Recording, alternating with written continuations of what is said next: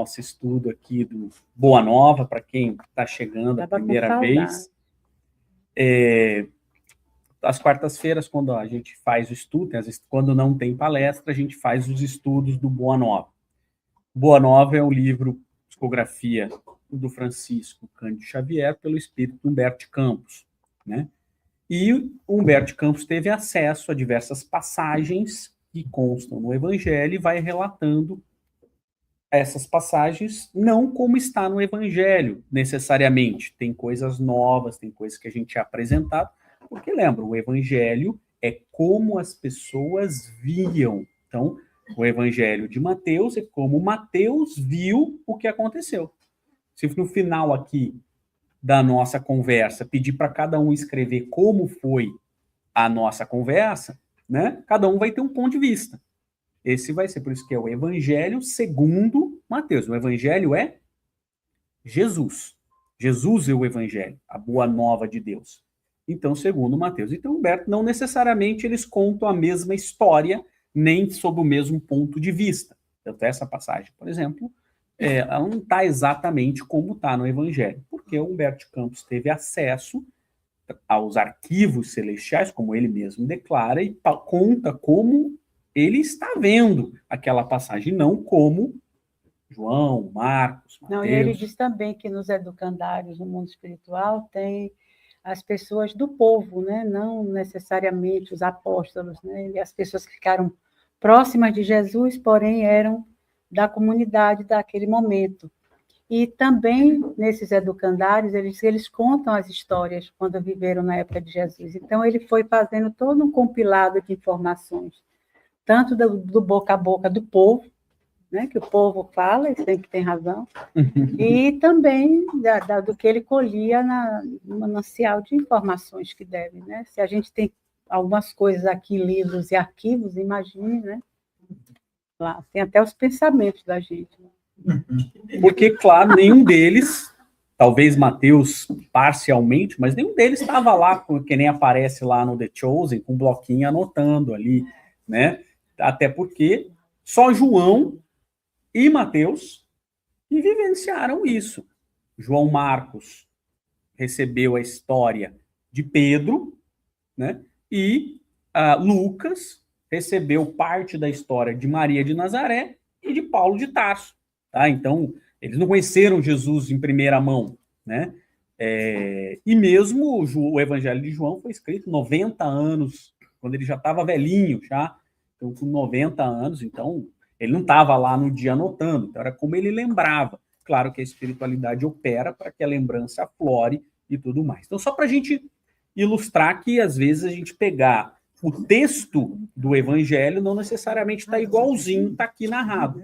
E, às vezes, quando tem essas peculiaridades, eu conto aí para a gente o que está ali de diferente e tudo mais. Bom, mas o objetivo do nosso estudo é sobre o conteúdo da lição, a gente falar sobre o assunto. O nosso objetivo do nosso estudo não é a gente ler, a gente já fez uma vez dessa maneira, leu e discutiu, leu e explicou.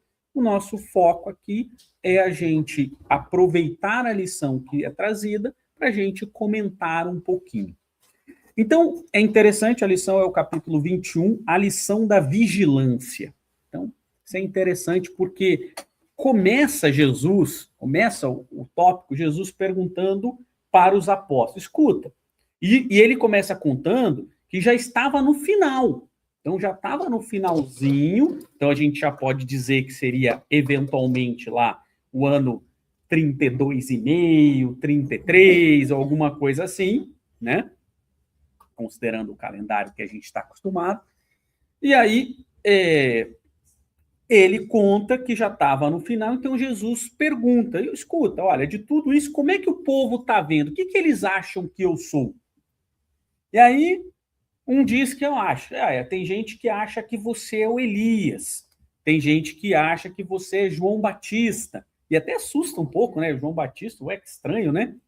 Aí o outro acha que você é Jeremias. E eu acho interessante, porque deu uma profundidade esse trazido deles, porque o texto chama vigilância. E esses três caras foram os precursores da vigilância.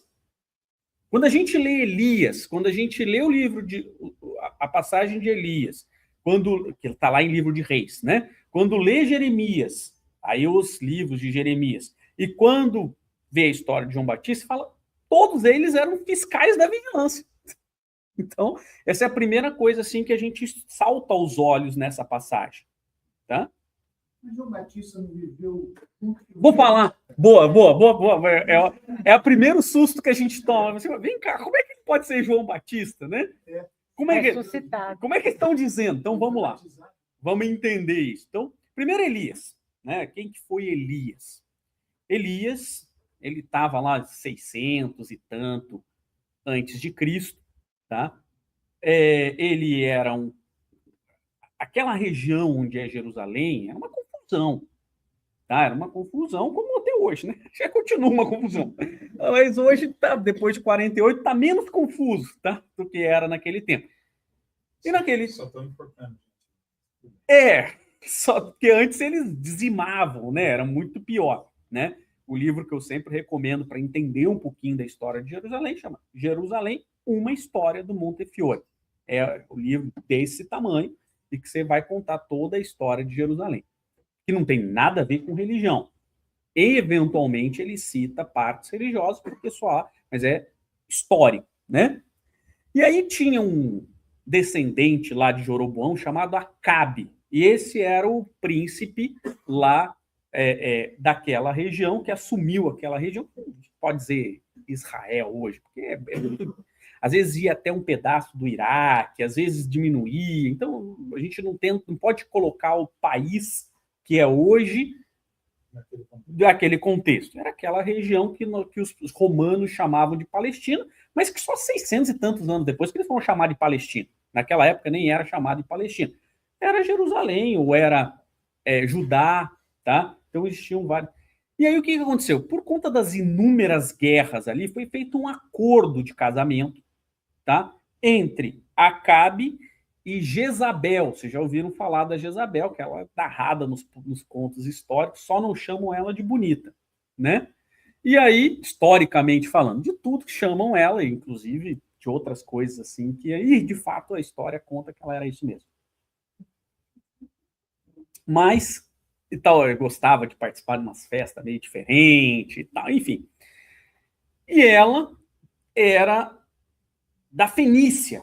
Então, Fenícia, se a gente for ver, seria o que hoje ali é a região da Palestina. Então, olha que coincidência, por isso que eu sou professor de Direito Internacional, né? E sempre me pergunto, escuta, Ayrton, e essa guerra entre Israel e a Palestina, o que você acha? Você quer que eu diga desde quando? Eu posso falar quando foi feito esse acordo, né, entre os fenícios e a região antes de Cristo, que estavam em guerra, então fizeram esse casamento. O problema desse casamento é que Jezabel, ela era pagã e cultuava Baal. Já ouviram falar Baal, né? É um templo de Baal, templo pagão. E que você casou um que era monoteísta com um que era politeísta, para resolver um problema político, e gerou outro problema, né? Então, eu posso falar também que quando Davi, que era israelita, matou Golias, que era filisteu, que é uma tradução ruim, que o pessoal chama de filistino, porque vivia ali. Foi exatamente ali, naquela região onde é a Palestina. Então, você vê que ali continua em conflito, né? Continua em conflito. Eu posso falar também quando em 70, quando os romanos destruíram aquela região, destruíram Jerusalém. Vários momentos que a gente pode falar desse conflito. Mas o fato é que ali tinha, e a forma de resolver esse conflito foi esse casamento, que gerou um outro problema. Porque Jezabel montou em Jerusalém um templo a Baal. E aí Elias, que era um profeta, se insurgiu contra. Olha, e aí é que tal.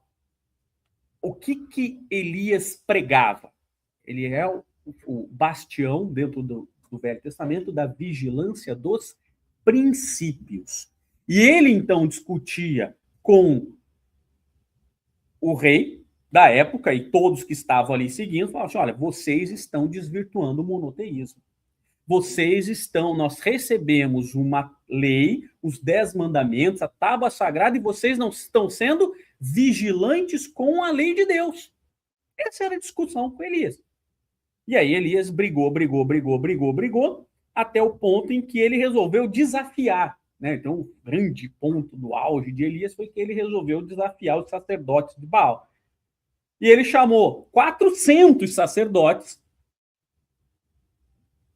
lá para o monte e falou, olha, mandou montar um templo para Deus e um templo para Baal. E falou, olha, o que pegar fogo, só com a oração, só com os sacrifícios, esse vai ser o Deus verdadeiro. E aí os sacerdotes de Baal fizeram durante dias sacrifícios, boi e tal, não sei nada. E então Elias vai lá, já, ó, tá vendo? Dava risada, vocês não fizeram nada disso. E aí ele foi lá e mandou jogar água no templo, e falou assim, agora pega fogo. E ele pegou fogo. Veio um raio e tal, pegou fogo. Pronto, ele falou assim, ó, tá vendo, meu Deus? E vocês estão aí orando pelos princípios errados. Por conta disso, vou mandar decapitar os 400. Ó, que coraçãozinho bom, né? Coração.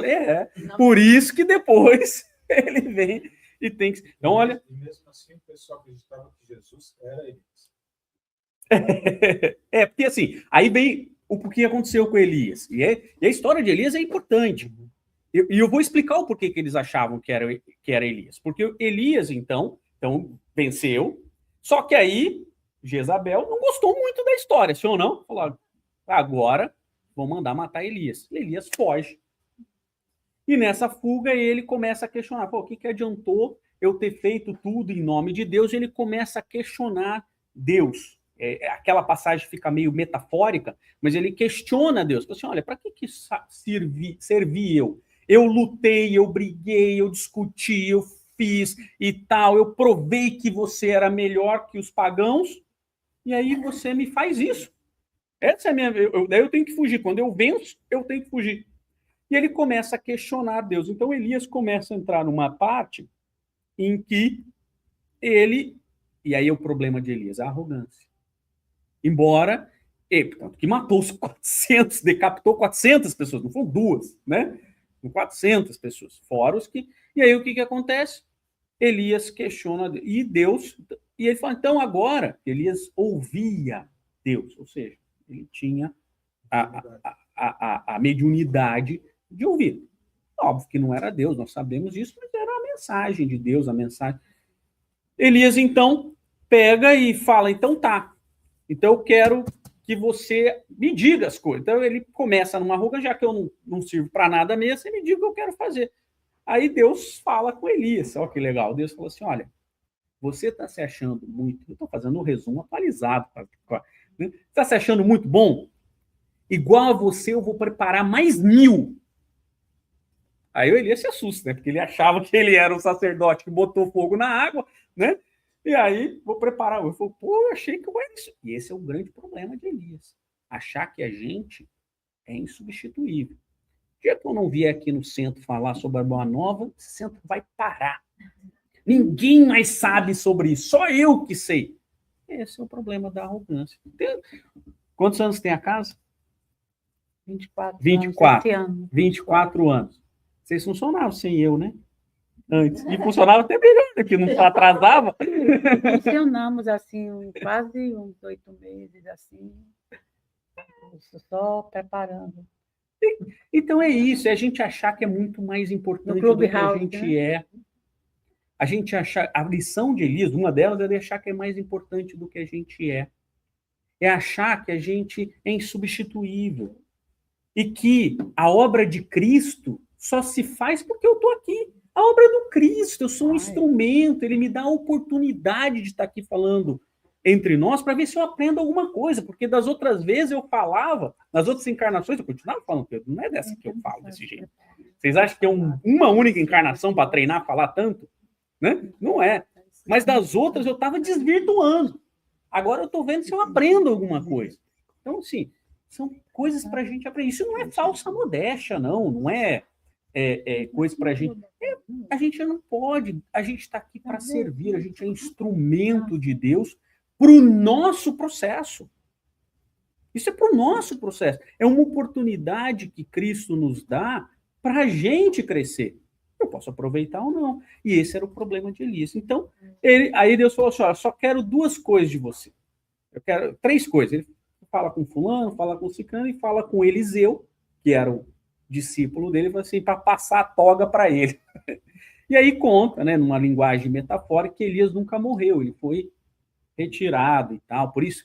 E aí, por que Elias? Por que diziam que ele é Elias? Porque, simbolicamente, o Elias era aquele que ia vir para anunciar Cristo, o Messias. Então, ele viria antes para anunciar a vinda de Cristo. Como a maioria dos judeus não acreditava que o Cristo era aquele ser que a gente conheceu como Jesus, porque não fazia sentido dentro da filosofia pregada naquele momento, porque eles esperavam um novo rei Davi, alguém que vinha guerrear contra os pagãos Roma e que ia então libertar o povo escolhido do jugo romano, porque Roma era tudo contrário ao que a filosofia dos judeus, dos hebreus, acreditavam. Se você não pode, para começar, você não pode dar nome a Deus. Você não pode dar um nome a Deus. Você não pode dar rosto a Deus. Porque a gente, ao dar um nome a Deus, um rosto a Deus, a gente limita Deus à nossa ignorância. E Deus é muito maior do que a nossa ignorância. Então, a gente não pode... E aí, o que os romanos faziam? Intitulavam César um Deus. Quer dizer, não só eles davam um nome, como eles se intitulavam um Deus. E colocavam na moeda. Então, tudo o que os romanos faziam era completamente contrário ao que os hebreus acreditavam. Então, existia toda uma ofensa à religião e à cultura hebraica daquele tempo. Então, eles imaginavam que viria um Messias guerreiro, um Cristo guerreiro, para libertar o povo escolhido. E aí ele falou, bom, não pode ser esse, né? Porque esse é fraco demais. Isso é manso demais. Na lição de Judas Iscariote, há uma mansuetude exagerada. Então, por isso eles achavam que era Elias. João Batista, então só para a gente poder... Então, ali eu fiz algumas anotações, então só para... Elias representa a fidelidade, né, à lei de Deus e a coragem moral para enfrentar. Inclusive o príncipe e todos que estavam ali. João Batista era primo de Jesus, né? Nasceu junto ali, era filho de Isabel, né? Mas lembra que o povo naquele tempo acreditava que muitas vezes aquele espírito, eles não tinham essa noção da reencarnação que nós temos. Ele acreditava que o espírito poderia habitar aquele ser. E lembra que também não tinha CNN, nem Fox News, nem tal, comunicando o obituário diário ali. Então, nem todo mundo sabia. Tanto que vocês não acham estranho quando você lê o Novo Testamento? Que você fala, pô, Jesus estava lá e não prendiam Jesus? Como é que eles não acham Jesus? Tem meia dúzia de pessoas. Cafarnaum tinha 500 casas. Como é que não acham Jesus em Cafarnaum? Porque era longe, porque era distante, porque era complicado, porque as pessoas, né, não tinham identidade. Você não tinha cédula de identidade, social security, não tinha nada disso. Então, identificar as pessoas era muito confuso. Então, eles achavam que poderia ser João Batista. Nem todos sabiam que João Batista não era Jesus, e nem todos, talvez, imaginavam que poderia ser outra nomenclatura, porque as pessoas mudavam de nome. Quando eles assumiam uma missão, eles mudavam de nome. É normal. Então, por isso que eles poderiam achar. Agora, faz sentido também João Batista, porque João Batista, ele é a pessoa de vigilância da preparação. O Espiritismo tem trazer, e o próprio Jesus fala isso, que João Batista era Elias ressuscitado, essa é a tradução que se utiliza, mas a gente pode ver que não poderia ser exatamente ressuscitado, né? Se falava isso porque, como Elias não morreu, ele ascendeu direto, então ele não poderia ter Reencarnado, ele está ressuscitado. Então, veja como essas terminologias eram muito complexas, muito pequeno o vocabulário aramaico do tempo, né? Não existia o vocabulário. Não existia. As palavras, né? Então, João Batista era Elias. Está reencarnado. A reencarnação de Elias. E, de fato, ele cumpriu a sua missão. Porque João Batista também se insurgiu contra as deturpações do seu tempo. Então, passado tantos anos da legislação, os fariseus e tantos outros intérpretes da lei começavam a interpretar como queriam. E aí João Batista faz uma freada de arrumação e ele vai pregar a pureza do judaísmo, né, o que nós chamamos hoje de judaísmo, né? Então, e João Batista vem, de fato, anunciar, porque quando ele encontra Jesus depois, porque talvez quando criança eles tiveram uma boa relação, isso conta aqui o próprio Humberto de Campos, mas não tinham ainda aquela noção clara da missão de cada um. Talvez só Jesus tinha muito clara a sua missão desde muito cedo. Mas João Batista falou, não, de fato, o Messias está aqui. E ele, então, veja como ele cumpre essa profecia, né? Alguns opositores à ideia de Jesus ser o Cristo falam que, claro, isso foi encaixado para dar certo, mas é muito encaixe, né? É muito. Eu acho que o grande sacada de Jesus, eu estava escutando, eu assisto várias pessoas de várias religiões. Eu estava assistindo uma pregação de um pastor evangélico, e ele falando assim, olha, e a ideia dele, não é minha, né, mas eu concordo com ele. A grande marketing de Jesus é porque ele falou com as pessoas simples. Ele falou assim, olha, pessoas muito simples, pô, e que simplesmente acreditaram nele, simplesmente mostraram, e falou assim, porque se fosse um cara que precisasse fazer marketing, ele ia falar com César. Ele ia convencer Júlio César, que daí ia implantar tudo. Esse cara ia lá falando. Então, é tão fiel aquilo que está sendo dito, porque era uma pessoa tão insignificante dentro daquela sociedade que passou a ter uma significância por causa de Jesus. Né? Então, é genial a conclusão desse pastor, esqueci o nome dele. Bom, mas o fato é que... E aí tem uma outra passagem que ele fala de Jeremias. Jeremias também foi um cara que pregou, e também se encontra lá em livros de reis. Ele é o vigilante das consciências. Da mesma maneira que havia uma deturpação na época de Elias, Jeremias também foi o cara que brigou muito para que fosse aplicada a consciência, a fé correta, a forma. E ele, só que tudo estava errado com Jeremias. Tudo estava errado. E ele ficava reclamando muito, porque fazia as coisas e tal, e não dava certo, e ele fazia e não dava certo e tal. Tanto que ele é chamado de o profeta das lágrimas, né? Então, Jeremias é o cara que também é uma questão de vigilância. Então, você vê que tem tudo a ver de citarem Jesus, porque ele está falando nessa passagem, ele citar esses três, mas aí Jesus falou assim, e vocês acham o quê? Beleza, se eu ouvir o povo, vocês acham o quê?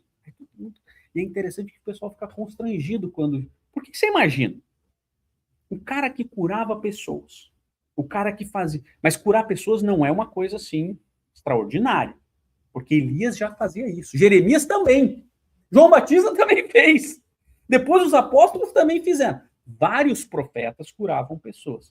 Quem esteve na minha palestra lá, primeira palestra do ano, o que diferencia Jesus não é o fato dele curar as pessoas.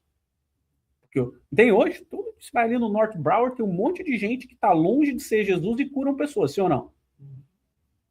Sim ou não?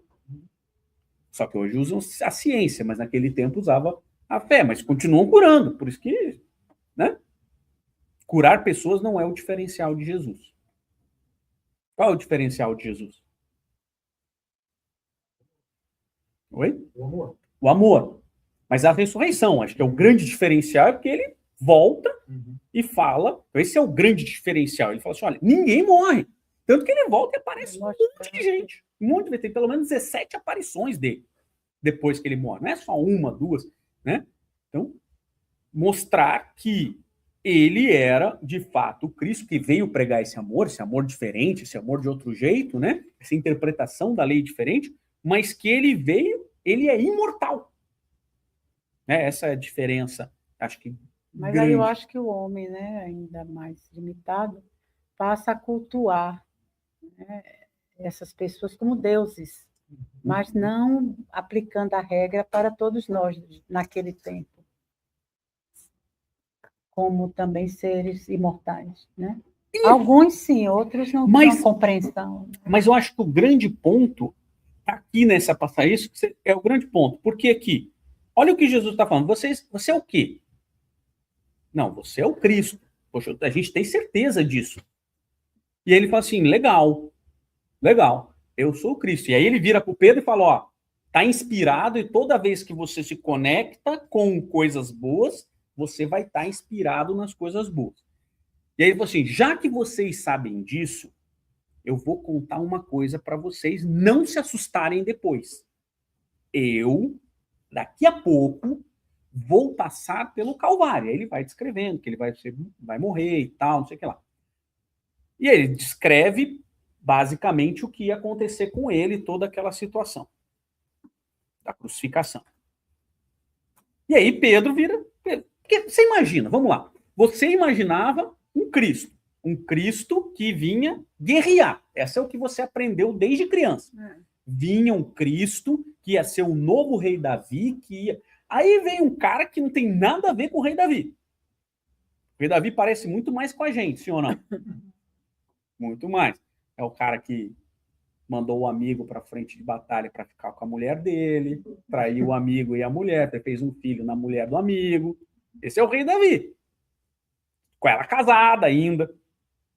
Aí não queria assumir, fez com que ele assumisse, mas aí o cara não quis assumir porque ele era todo correto. Então, esse é o rei Davi, com um monte de coisa que ele fazia ainda com a gente. Então, o rei Davi está muito mais parecido conosco do que Jesus. E aí você vê um cara que é muito diferente, que manifesta-se, que dá a sua apresentação e tal, e ele está falando que ele vai morrer crucificado. Pausa. A crucificação, ela era uma punição no Império Romano apenas para os piores bandidos. Cidadão romano, não era crucificado. Isso não era uma punição para um cidadão romano.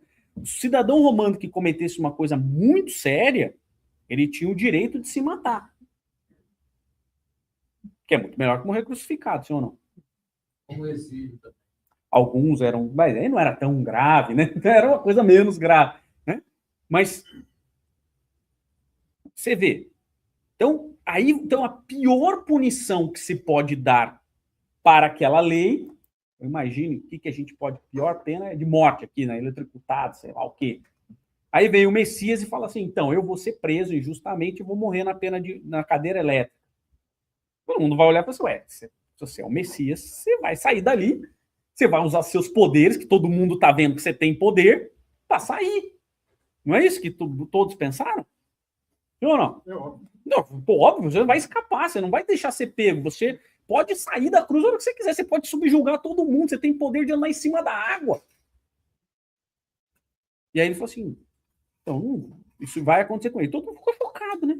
Assim, vocês estão vendo? Aí o Pedro vira e fala assim, ó, não exagera, isso não vai acontecer com você, você tem o poder, não pode ser isso. Deus seria muito mal de pegar o Messias e punir ele desse jeito. Qual que é o pagamento por você ser bom é morrer na cruz. E aí Jesus repreende Pedro de uma maneira mais dura, né? Pedro fica triste. Ele fala assim, você tá com você tinha acabado de falar que ele estava com a voz de Deus e agora ele falou que ele está com a voz do demônio, não me tenta. Opositor, né? E Pedro fica chateado. E aí, puxa, você tinha acabado de falar que eu era gente boa, que eu estava... E eu gosto muito que ali ele estava assim, quando ele chama ele de Cristo, ele fala assim, agora você está começando a despertar na fé. Vê como acreditar em Cristo como Messias é só o começo. É só o começo. A gente, Jesus, tantos quantos fala assim, né? Jesus é o meu Senhor, Jesus é não sei o que lá. Mas só fica nisso. Acreditar em Jesus e nas suas lições é só o começo da brincadeira. Tem muito chão pela frente. É isso que Jesus está falando aqui. E aí depois ele fala assim, poxa, agora você está querendo discordar de Deus? Não me tenta. Você... E aí o Pedro fica meio chateado. Puxa, por que você falou isso? Eu estava tão... eu achei que eu estava assim... Você... E aí ele dá uma lição fantástica aqui, que é sobre, e aí por isso que chama-se a vigilância, e ele fala assim, o caminho para o progresso é a vigilância do pensamento.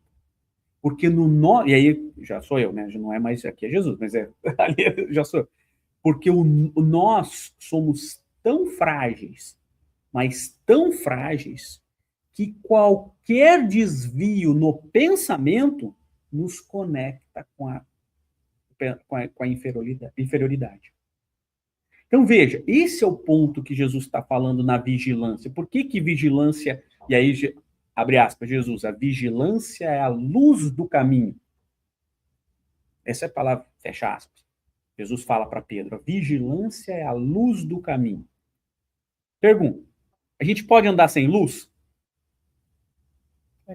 Pode, não pode? Se você conhecer bem o caminho, você pode andar sem luz, sim ou não? Tá lá na tua casa, você conhece bem, eventualmente a tua canela encontra a mesa, mas nem sempre. Não sabe, é. Porque eu estava andando escuro, esse é o caminho. Não sabe. Mas a chance de você tropeçar é muito maior quando você não tem luz, sim ou não? Então veja, sem vigilância a gente pode chegar lá. Essa é a questão da analogia. Pode, não pode? Mas vai ser pela sorte. Vai ser pela sorte. Quem assistiu minha palestra, isso tem tudo a ver com o cego de Betsaida, para quem não assistiu, está online, né? Para assistir sobre qual é a interpretação que eu trouxe e que a doutrina espírita nos apresenta sobre o cego de Betsaida. É isso. Você pode andar como cego, sem luz? É uma lição. Pode, mas vai cair. Pode, mas a chance de você... Por isso que ali a luz era o Jesus, né? Como é que Jesus, que é a luz do mundo, faz com o cego? Pega na mão e leva ele para fora de Betsaida. Aqui é a mesma lição. Veja como ela é repetida e repetida para ver se as pessoas entendem. Né? E ele está falando assim, olha, então, como eu, Jesus, não posso estar o tempo todo ali com vocês, a vigilância é a luz do caminho. Agora, vigilância não é medo. Porque o que os apóstolos estavam como vigilantes, com medo. Poxa, vai acontecer isso? Não vai ser. Não, é vigilância, é saber das dificuldades do caminho. E precaver dos perigos. E se preparar para elas. Tem 78. Porque nem sempre o nosso caminho ele vai ser tranquilo só porque a gente tem luz. Viu ou não? Essa é uma outra coisa importante. Porque às vezes a gente faz uma analogia dizendo assim, não, iluminou o caminho e está tudo certo. Não. Iluminou o caminho, você está vendo os problemas que você vai encontrar. Ou não. Mas vai depender do caminho de cada um, não é a Caetano Veloso, não. Ou não, pelo contrário, né? Que Caetano que... Mas, então, iluminando o caminho, a gente vai ter noção dos problemas, noção do que a gente vai passar, se tem uma ponte, se a ponte está inteira, se ela não está podre, se você pode pisar nela, ficar mais fácil com a luz. Cego, a gente, ou sem luz, a gente vai como dá, na sorte, né? Então, essa é a vigilância. Então, Jesus faz essa analogia da vigilância com a luz do caminho. Por quê? Vamos lá. Fecha parênteses. Jesus não falou isso, mas o Espiritismo vem complementar. Nós estamos no mundo de provas e expiações. O que significa isso? Ser provas e expiações é que o ser humano ainda você tem mais mal do que bem. Não existe ainda um mais equilíbrio. Negativo que positivo. É. Mas, e aí o que acontece? Então você ainda tem uma proporcionalidade de mal superior à proporcionalidade de bem. Existe bem? Existe, mas existe ainda mais mal. Isso ainda está em desequilíbrio, certo? Jóia. Então, isso forma a psicosfera do planeta.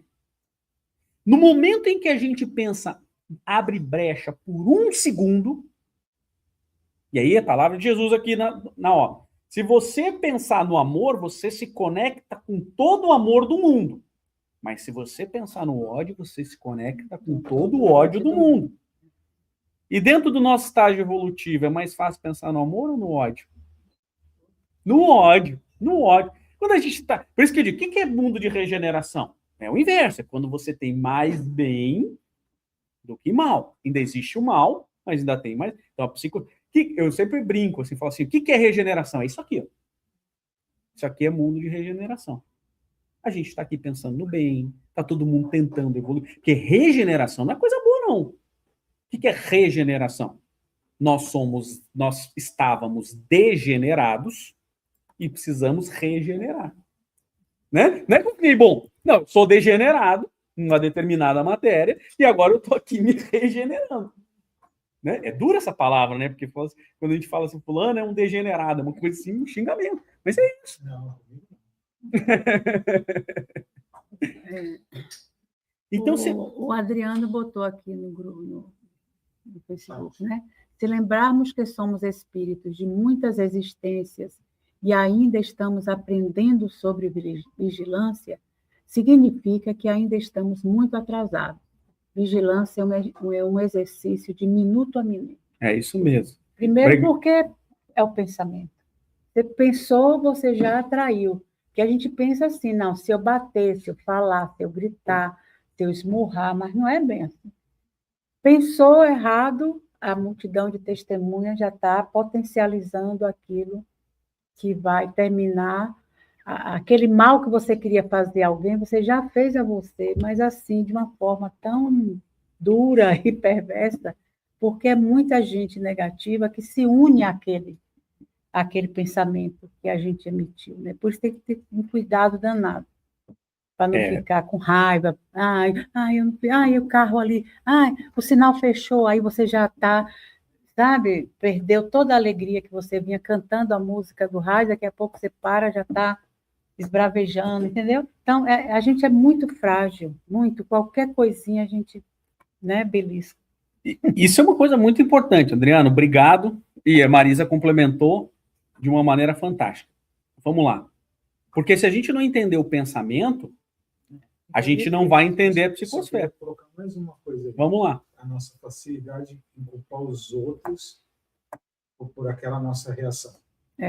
Porque a culpa é minha, eu ponho ela onde com quem eu quero. Porque você me provocou. Eu estava escutando minha música, estava tudo bem. Eu encontrei com você fez... Mas esse exercício que os espíritos nos ensinam, desse controle, é tão interessante, porque você vai ficando preocupado em não se exasperar e não com o outro, não deixar de agredir você, por exemplo.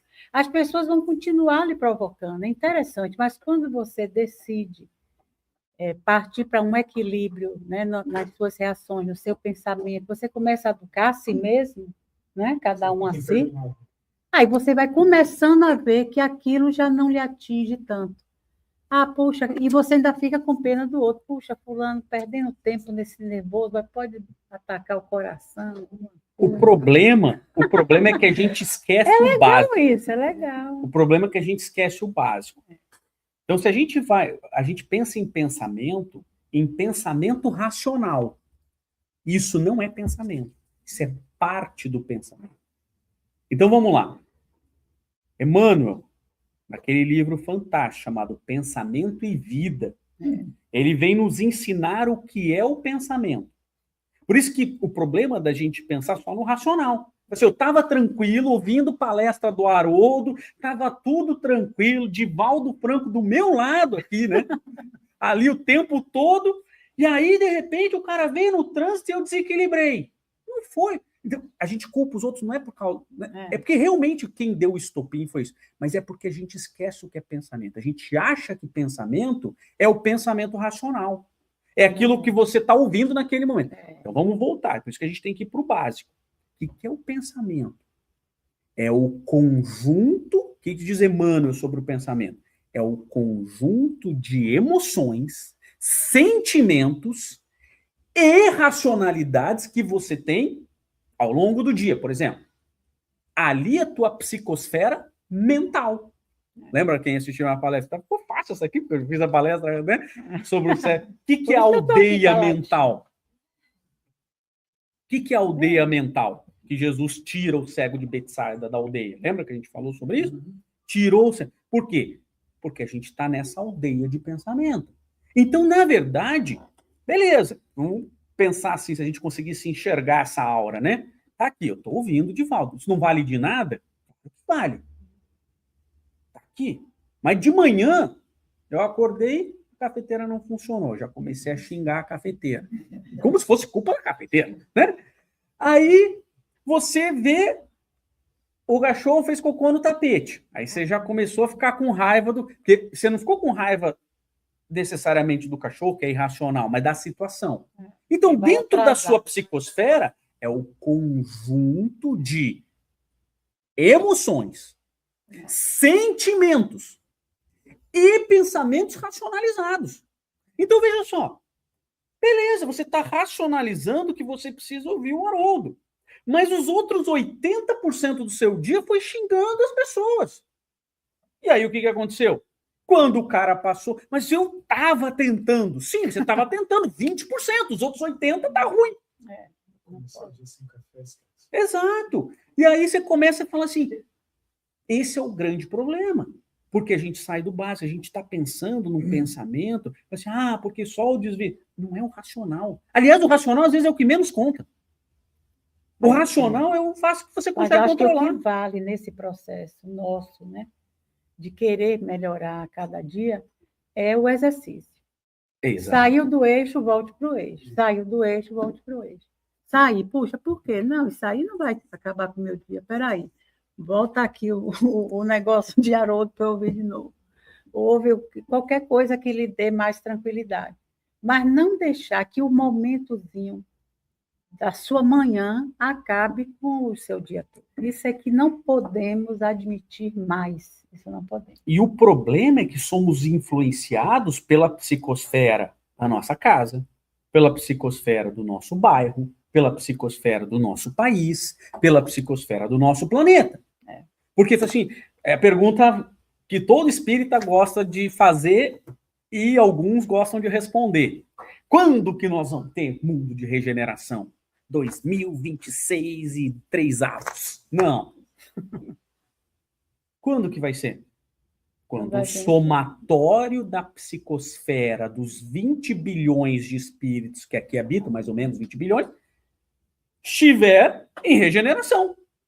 Então, por isso que aqui é regeneração. O relógio não está funcionando, eu não estou reclamando, eu vou passar do horário, vocês ficam assim, mas eu Ayrton, deixa pra lá e tal, não sei o quê. Igual que ainda veio aqui e disse assim, ó, tá atrasando. Eu disse, mas o relógio tá...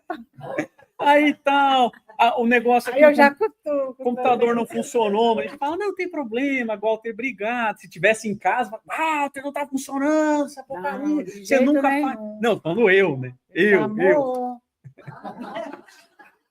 Aí fazem 47 anos você não me chamou de amor, agora eu sou amor porque é que eu estou ficando amorosa. Então, você vê que a gente aqui está em regeneração. Agora, essa psicosfera no planeta inteiro vai demorar, sim ou não?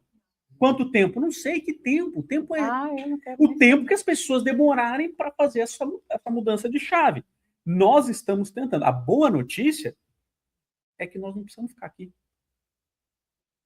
A gente não precisa ficar aqui. Se a gente partir para a regeneração, até para mundo puro, vai ter uma morada para a gente. Não foi isso que Cristo falou? Na casa de meu pai tem muitas moradas? Fica tranquilo, vai para o teu processo evolutivo.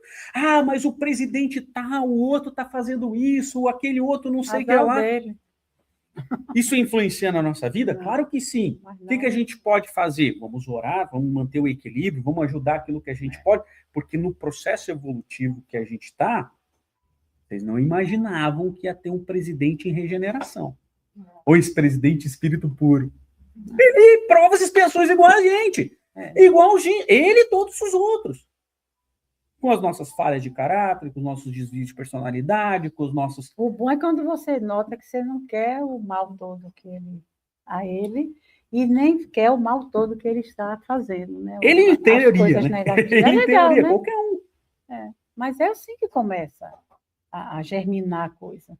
Porque se você está no processo de regeneração, mas você começa a meter bomba naquele, porque não estão valendo nada, você está já mudando o seu padrão. E aí conectou E com... você tem que manter o seu padrão, porque Jesus conta com você.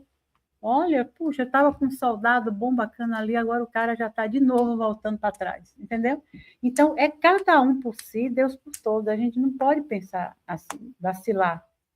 Porque fulano, não, porque fulano me disse, porque fulano não é azar do fulano, por enquanto.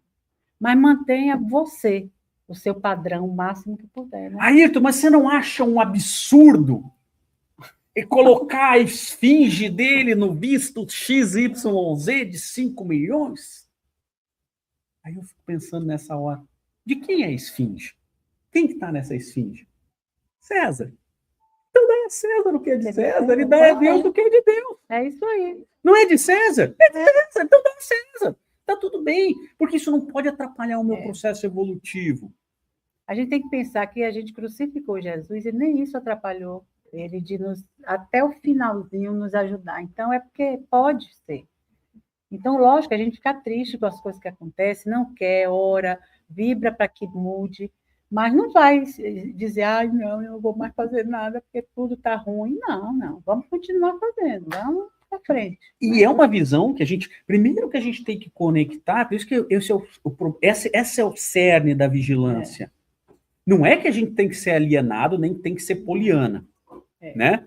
Ai, meu pai morreu, que bom, pelo menos tenho 2 tios. Você é um alienado, né? Você é poliana, alienado. Óbvio que não é ser isso, né? A gente pode ter... E esse é um erro, né? Meu pai faleceu, morreu. Não, senão você fica também a parte da vida, e não pode ficar à parte. Você tem que querer melhorar, enterrados até o pescoço dentro da agonia. E ali você vai tentando e aquilo vai... Aquela energiazinha pequena que está em cada um, positiva, já engrossa as fileiras do bem. Então, a gente tem que pensar isso, né? Não pode... Não deixar desviar. Isso pode nos afetar, a gente pode fazer alguma coisa, a gente pode fazer alguma coisa para mudar a vida das pessoas que estão ao nosso redor, ou ajudar em decorrência disso, né? Podemos? Vamos fazer. O que a gente pode botar como objetivo da nossa... Porque se a gente não vigiar o pensamento, a gente vai se conectar com aquela... E a gente vai ser alimentado. Hoje, pior ainda, né? Porque você tem lá o algoritmo que você só é alimentado com aquela informação, e a mesma coisa. Aquilo ali é um microcosmos. Tudo isso que está acontecendo, na minha visão, inteligência artificial, tudo isso, a gente está começando a ter contato com como funciona o outro lado. Esses contatos, essas inteligências artificiais, esse acesso rápido às comunicações, você precisa ser bom. Conhecimento, acessa. Conecta lá, se tiver acesso à rede, se tiver a senha de segurança, vai acessar, pronto. Você não precisa saber muito. Poxa, claro que você vai ter que estudar, claro que você vai ter que conectar informações racionais, mas o objetivo principal agora que nós temos que evoluir é a moral. Né? Isso aqui a gente está tendo acesso, está tudo certo. Mas são coisas que a gente tem que tomar cuidado, porque ao se conectar com esse algoritmo, entre aspas, né, usando essa analogia, do pessimismo, do orgulho, do que tudo está ruim, e é uma visão errada. Muitas pessoas vêm falar comigo, Ayrton, mas o mundo não está pior? Eu falei, para quem? Não, mas a gente tem pessoas sendo enforcadas lá naquela região. Sim, mas há 1000 anos atrás, o Império Romano matou 60 mil pessoas. 60 mil pessoas lá. Num dia, numa jornada, né? No ano 70 depois de Cristo. Então, onde que está melhor? Pior? Pode estar melhor. Hoje a gente só está matando meia dúzia. Não é? E não estou sendo poliana. Né? Você tem um monte de gente fazendo atrocidades. Tem. Mas as atrocidades lá atrás, elas não eram nem noticiadas. né? Então a gente tem que ver o mundo de outra perspectiva. Não quer dizer que a gente tem que estar satisfeito e não ter que lutar pelas coisas que são corretas, são justas, né? Assim, as mulheres. Você acha, Ayrton, que as mulheres são bem tratadas hoje? Depende, legalmente falando, sim, né? Tem direitos iguais e tal. Esse direito está na prática acontecendo? Não em todos os momentos. Temos que lutar para que isso aconteça, mas há 50 anos atrás não tinha nada de direito, nem na lei. Então é um movimento melhor, sim ou não? E assim a gente pode falar dos negros, a gente pode falar dos homossexuais, das minorias, de todos. Sim ou não? Tá perfeito? Não tá, porque nós não moramos no mundo perfeito. Mas está melhor do que antes? Está melhor. Vamos continuar lutando para que isso continue melhor? Temos que continuar lutando, lógico. Mas sempre com aquele otimismo, com pensamento em Cristo. O que eu posso fazer dentro daqueles limites de regras que Cristo nos trouxe para que isso melhore? E a primeira coisa é vigiar o pensamento. Onde você vai falar em relação ao trabalho que você falou? Deve? Começa a partir da gente, né? E vai ampliando em relação ao bairro. Só fazer um complemento, a gente mora nesse meio mundo mais ou menos há 3 anos. Quando a gente mudou, praticamente é americano. E, assim, para a nossa cultura, às vezes é complicado, porque quando eu mudei para cá, tinha dia que falava bom dia, tinha dia que não falava, até perguntava para a gente fez barulho, sei lá, a criança fez o barulho. E nesse meio era mais ou menos, tem alguns brasileiros, mas tem os americanos. E até o primeiro holiday que a gente passou lá, tinha o Thanksgiving e tinha o Natal. Ninguém falou com ninguém, no Merry Christmas, no Happy Hanukkah, nada. E a gente tem o costume já desde fazer o culto no lar. Então, quando eu vi no primeiro ano de morar lá, eu falei assim, claro, a gente pede pela nossa casa, e eu comecei a falar, vamos criar esse raio de luz, eu falo, eu escutei isso do Rossano, pedir pelos amigos convidados, não convidados, encarnados, e ampliar essa faixa de luz para nossa casa, todo o condomínio. Nossa cidade. O último, a mudança foi assim, da água pro vinho. A vizinha da esquerda já veio oferecendo alecrim para colocar no peru, a outra já tem um que ainda está meio, que é um policial que ainda está meio assim. É porque é policial, aí eles não querem. Não falou obrigado, nada, vida que segue. Mas assim, só... Vai melhorando. Não, isso é muito importante. A partir da gente, Claro. no lar, não, vamos mudar essa vibração, vamos mudar esse pensamento, e hoje eu vi, assim, mas só porque vocês mudaram o modo de pensar. Eu gosto... Porque se você continuasse decepcionada, com raiva, veja só, que não sei o quê, ia entrar na mesma vibração deles. Então, é a vibração do afastamento. Então, Eu gosto bastante do Rossandro. O Rossandro já veio aqui na casa, já deu palestra, mas teve um cara que falou antes dele um negócio bem bacana sobre isso. Chama assim, ninguém acende uma candeia e põe embaixo do alqueire. Não? Um tal de Jesus, né? Que é isso? Quando você acende a candeia, o que é a candeia? É o velador, né? A luz, né? Ó, você acende lá a luminária. E você não põe embaixo da mesa. O que você põe?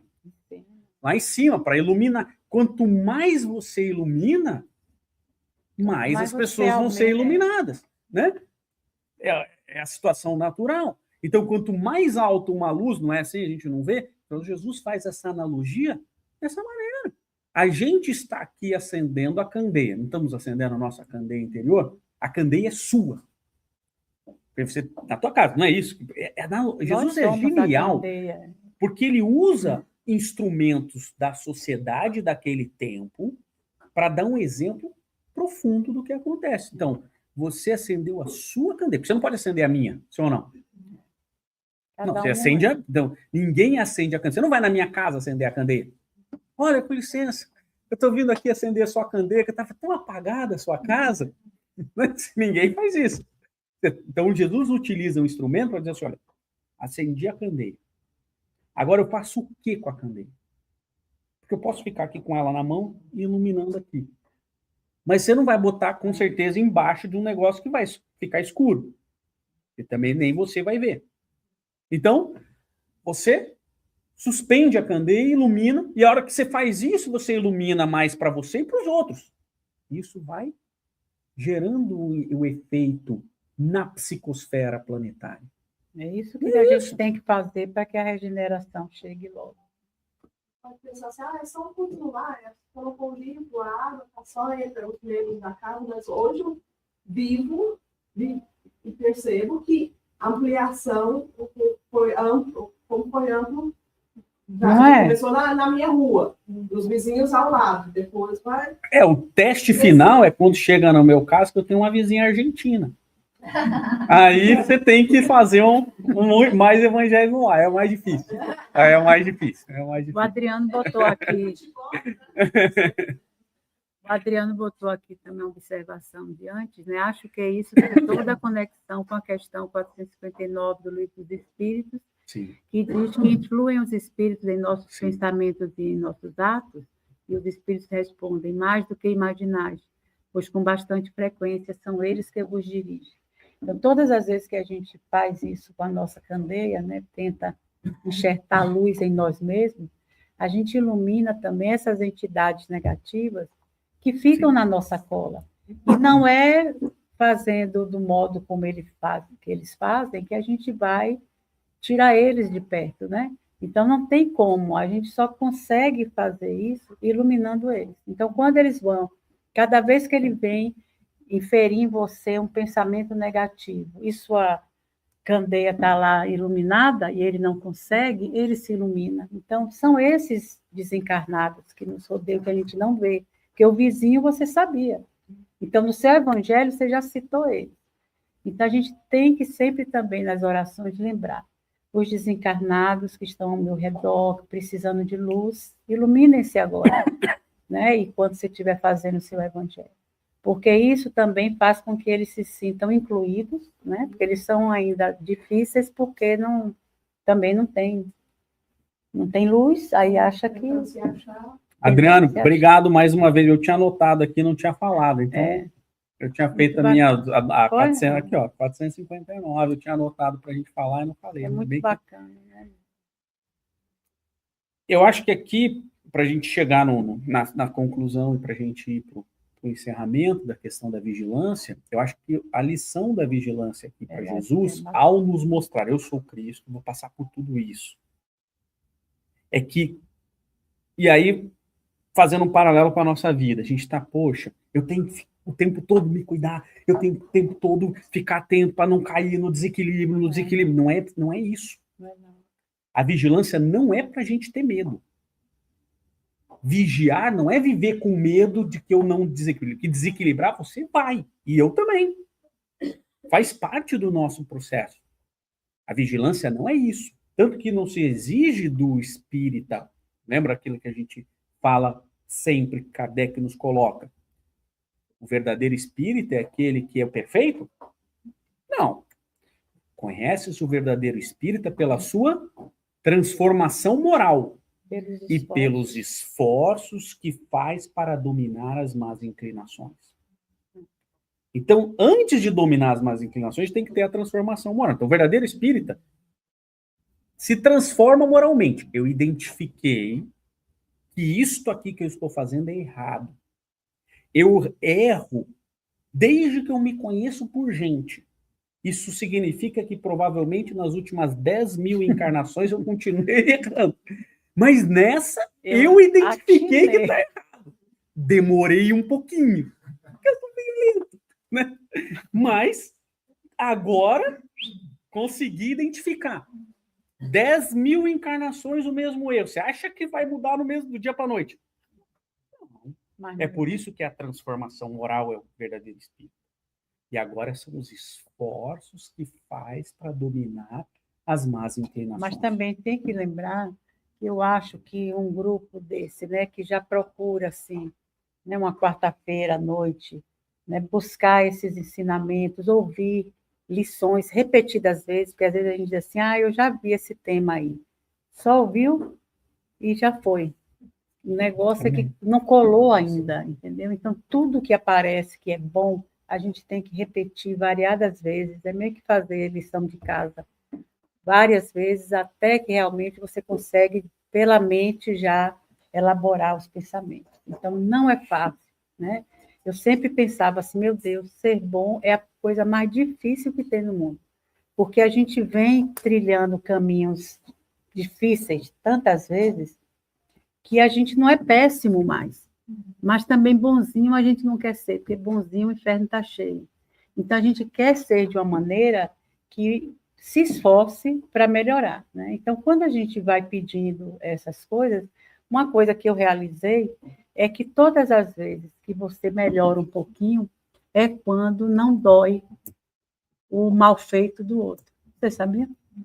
Que às vezes o outro faz um mal feito contra você ou contra alguém que você ama, e você fica querendo matar a criatura, né? Por que não?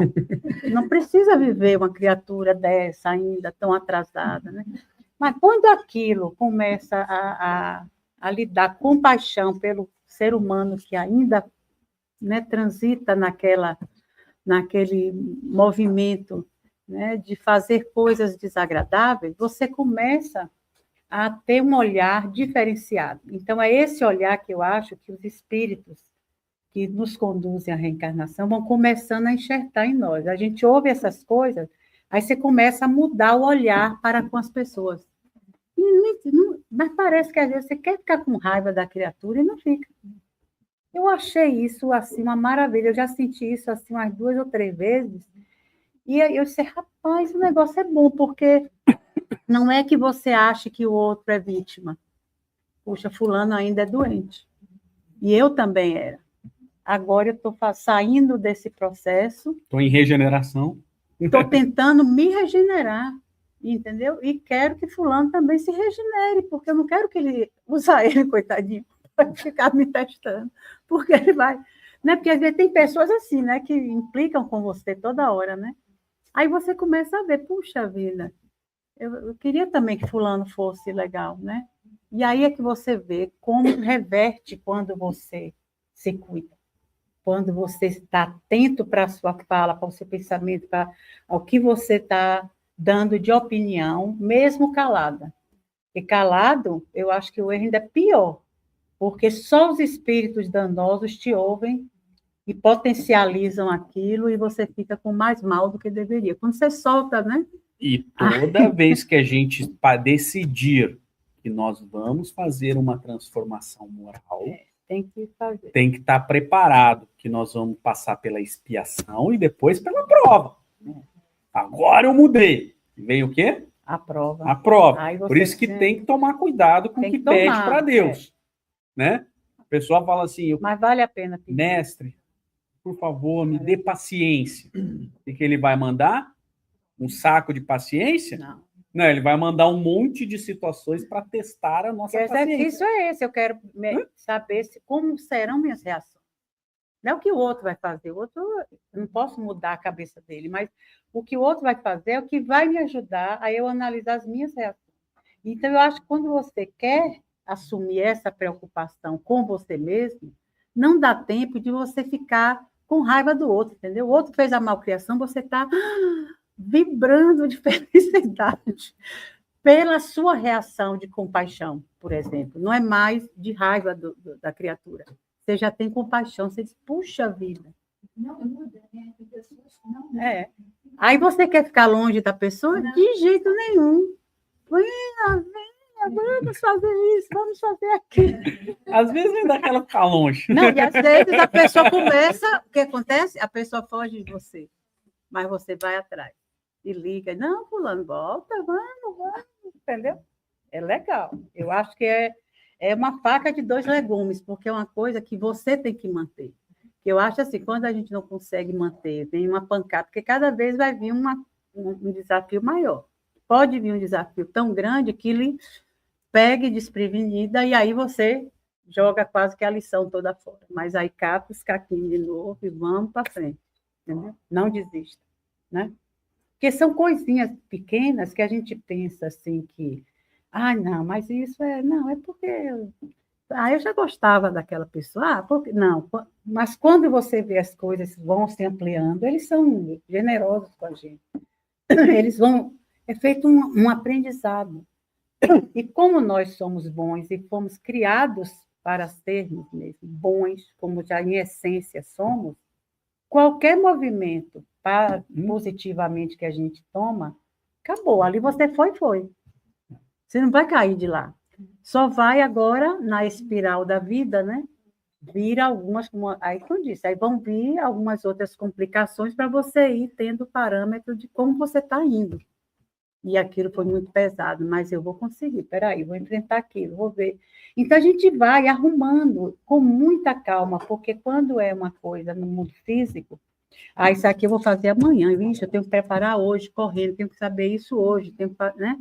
Mas eu acho assim, quando a gente vai tendo esse tratamento espiritual, é o espírito que está se cuidando, não tem pressa, sabe? As coisas, eles são muito generosos, muito generosos. O que tem os espíritos como nós, mais atrasados, de ranzinzas, de chatos, tem a amorosidade dos nossos mentores, que ficam ali cuidando, né? Então, a gente tem que saber que tem isso, e isso é muito bom de ser usado. Essa mudança, quando você começa a praticar a vigilância, é uma questão educativa, né? Você fica em alerta, mas vai acontecer momentos que você vai estar distraído e você vai ter essa pequena queda que a Maria está falando. Mas aí você tem que voltar a ser generoso com você e dizer, não. É assim mesmo. Assim mesmo, eu vou levantar, vou refazer, não vou desistir. Ali, mudar minha atitude, mas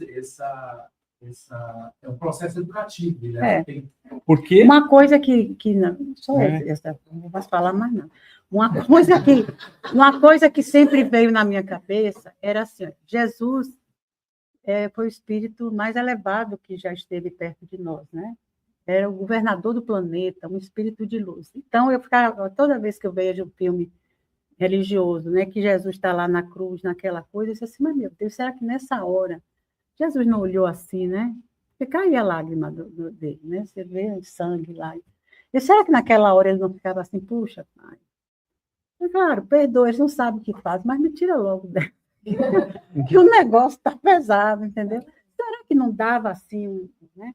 Aí eu fiquei pensando assim, olha, se para nós, réis mortais, às vezes quando você consegue perdoar um parente do passado, né? Porque fulano fez isso comigo e eu já nem lembro mais, já perdoei.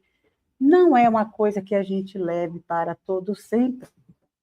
Como é que Jesus, né, com a força moral que já tinha, olhava para a gente, cada espetada que ele dava nele, ia sorrir, porque o Espiritismo mostra quão diligente ele estava durante a crucificação, pontuando os trabalhos no mundo espiritual, para Judas, para todas as pessoas que estavam em necessidade naquele momento. Quer dizer, o tempo dele de martírio, que o nosso Senhor, meu Deus, me tira daqui, já chega, já... nem estava ali fisicamente, né? E acho que o físico dele ali era só para compor mesmo. Então, todo momento que ele esteve entre nós era o Cristo ali, que teve que se transvestir, né, de carne para estar com a gente. Mas eu acho que nem se pegasse nele assim, dava até... né? Só chegar perto já dava. Né? Só chegar perto já dava a sensação. Então, são coisas assim que a gente sabe que um dia vai alcançar. Né? Não um espírito crístico, mas quantos espíritos reencarnaram no nosso tempo e que divinamente estão no mundo espiritual, trabalhando, né, nessa diligência toda. Humberto de Campos, tantos irmãos assim, nossos, que também tinham as esparrelas que a gente cai de vez em quando. Né? Então, por isso que eu acho que nessa encarnação, nesse empenho que a gente tem dado às nossas vidas, né, de estudo, de assistir coisas boas, de pensar coisas boas, de querer e desejar momentos de luz, com certeza, se a gente continuar se esforçando, a gente vai sair dessa encarnação de cabeça erguida e em grupo. Eu acho que do jeito que o mundo vai, a gente vai ter muito desencarne em grupo, né? Porque o pessoal está cuidando disso, né? Fazer coisas assim que envolvam grupos. Então, eu acho que vai ser a melhor desencarnação que teremos. Né? Foi o melhor nascimento que tivemos, foi essa vida, eu acho. Que nos instruímos mais, que tivemos mais paciência com tudo, vontade, querendo melhorar e ser feliz, fazer outros felizes. Que a gente vai sair. Se sair um grupo, eu vou adorar ir em bando. Porque você ir sozinho, você fica meio assim, né? Sem graça. Mas se for o bando, né? Vou marcar, né, Giza? Todo mundo. Nem corra, nem pega seu alemão. Não, eu digo assim, caso haja, né, qualquer coisa assim, ó, gente, o trem da regeneração vai sair e cabe ainda os 800. Vixe, Maria. Marcar o ponto de encontro aqui. Ó. E a gente sabe o endereço do KSCSF. Então, se for desencarnar em grupo, pelo menos marca O quê? Ó, encontro lá. Não, aí quando a gente já tiver para desencarnar, a visão amplia, vai ter todo um artefato aí, bem super poderoso. Nessa linha de raciocínio, Jesus, eu selecionei 2 frases de Jesus aqui, né? Do porquê que a gente tem que estar vigilante. Porque a ideia está tão íntima na gente que a gente ainda não tirou ela de nós. Então, Jesus fala assim, toda ideia inferior aceita é porta aberta ao desequilíbrio. Então, toda ideia que nós temos dentro da gente, que a gente ainda não modificou, é uma porta aberta. Por isso a vigilância, né? Ela está ali. Você tem que não deixar ninguém passar até aquela porta. E aí ele continua. O discípulo descuidado compromete a própria obra. Então, por quê? Que a gente está ali o tempo todo, trabalhando naquele defeito, trabalhando naquele ponto, eu vou melhorar e tal. Naquele dia você não foi vigilante, Aí, cai. você Desce comprometeu a obra inteira. Aí vai ter que recomeçar. Talvez não do início, talvez só da parte que você... Mas esse é o problema. Mas vai ter que recomeçar. Então, veja como Jesus é profundo nessas frases quando ele fala para o Pedro, que é para nós, né? Porque o Pedro não é o Pedro, é o Pedro que tem dentro da gente. Assim, ó, toma cuidado. Nós temos ideias que estão muito íntimas dentro da gente. E essas ideias são portas abertas. O que é a porta aberta? qualquer um. Vigilante lá do banco. Né? Tá lá, tá o cuidado, a porta tá aberta. Se ele não vigiar e não tomar cuidado, o que vai acontecer? Vão entrar e vão fazer. Então ele tem que estar o tempo todo, é o nosso vigilante ali. E aí o que acontece? Porque aquilo ali está dentro da gente. Aquilo ali não saiu da gente, a gente está tentando. A gente está lutando. Mas se a gente desequilibrar 1 segundo, é ali que vai ser aproveitado. Seja por companheiros da espiritualidade que não nos querem o bem, seja por companheiros encarnados que também não querem o bem e estão coabitando com a gente. Não é que não quer o bem, não quer que a gente evolua, porque quer que todo mundo continue na mesma. Seja porque a gente mesmo não quer. Porque às vezes a gente acha que a gente quer, mas a gente não saiu da aldeia. A gente quer, mas não quer ter nenhuma dificuldade, nenhum trabalho. A gente quer mágica. Né? Mágica não tem. Então vamos ficar por aqui, né? Orar e vigiar. Antes da gente fazer a prece, só queria avisar vocês que amanhã a gente não